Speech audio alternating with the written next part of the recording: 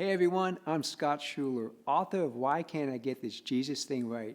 I look forward to walking with you through the navigation guide, Getting It Right with Jesus.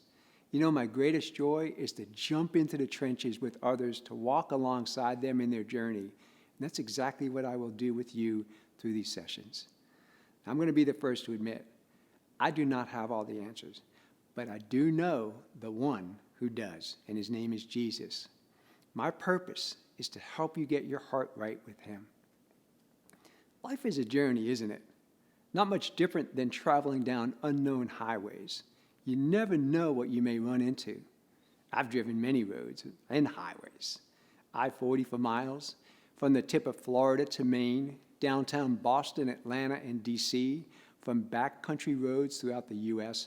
to chaotic city streets in India, to dirt paths in Zimbabwe, Africa, and just about everything in between. I can usually tell when I'm on the right road, even when I don't quite know how to reach my destination. There is something in my heart that gives me peace about my direction. Other times, I can sense when I've taken a turn that's just not right. Maybe it's a hunch, something making me question if where I'm headed is what and where I want to be at the end of my journey. I've made wrong turns too, like literally heading down a one-lane road the wrong way. I clearly remember the look on my buddy's face when he saw the cars heading right at us in downtown Sarasota. I laughed, but only for a moment, before I quickly veered off the road to avoid a head-on collision.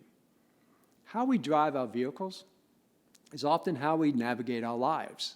Sometimes we journey on the right road, other times the wrong road, but we're able to correct our navigation and get back on the right path. And then there are times we drive the absolute wrong direction and have head-on collisions. What do these real-life collisions look like? How about failing out of school, or getting fired from your job, relationships that are breaking up, or maybe even divorce? Perhaps it's engaging in bad habits that lead to destruction, or getting tangled up in the world's temptations. This is what the Bible says about our journey in Matthew 7:13 and 14. It says, "Enter by the narrow gate, for the gate is wide and the way is easy that leads to destruction. And those who enter by it are many. For the gate is narrow and the way is hard that leads to life, and those who find it are few."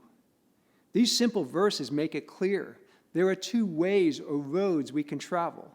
One is wide and frequented by many. The other is narrow, difficult, and few travel this route. The wide road leads to destruction. The narrow one leads to life, experiencing Jesus in indescribable ways that fill you with peace and joy and love and hope. So why is it we end up on the wide road? For some, we just don't know any better. For others, it's a road we choose, maybe because our friends are on it, or maybe we're tempted by feeding the voids in our heart. For others, we get trapped by the wide road and on the wide road because of our bad habits. Well, they kind of now control us. What's our end game on the wide road? Eventually, we feel empty, lost, maybe dirty, and we get caught up in a cyclone of repeated behaviors. We fall into sin knowing what we are doing is just wrong. We cry out to God for help, and lo and behold, out of his love, he forgives us and restores our hope, at least in the moment. But since we tend to forget all the great things God does for us, we fall back into the same behavior because we love what is in the world more than we love Jesus. And if we allow this cyclone to continue, we eventually give up because our spiritual journey is just too hard. That was me over 25 years ago. But there was something deep inside that refused to give up. Eventually, after years of researching and reading the Bible and asking God tons of questions, I understand how to get off that road that leads to destruction and how to get on and stay on the road that leads to Jesus. The reason I wrote this book is to give you a GPS for your journey.